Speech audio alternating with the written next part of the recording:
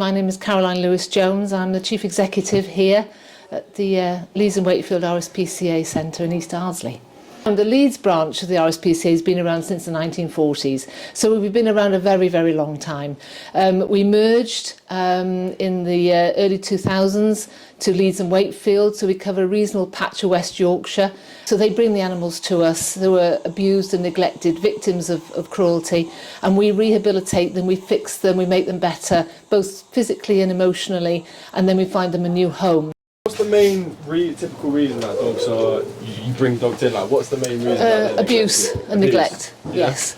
Yes, dogs and cats who have been treated really badly. I mean, some dogs come in and they're absolutely skin and bone. Yeah. They haven't had a square meal for months. Or they're covered in sores, or they've had their ears docked, or their tails docked, or they have terrible skin conditions, or it could be all sorts of things like that, really. Broken legs, we've had animals in when they've had broken legs that have never been seen by a vet. Oh goodness, we could go on really. This is a big bump in the road for us. We have been here before. Charities often are peaks and troughs, you know, you have good times and bad times.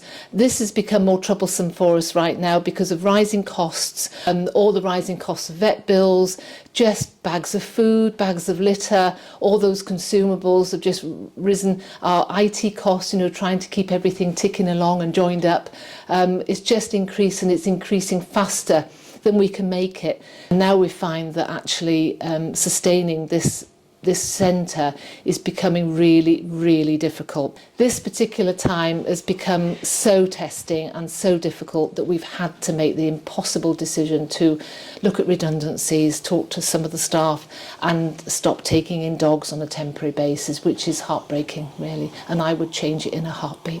Everybody loves their job. Everybody here is passionate and just can't imagine being anywhere else, and that makes it 10 times harder. This is a particularly big bump for us at the moment because we're owed funding which we haven't been paid, and we cannot manage without legacies and funds like that.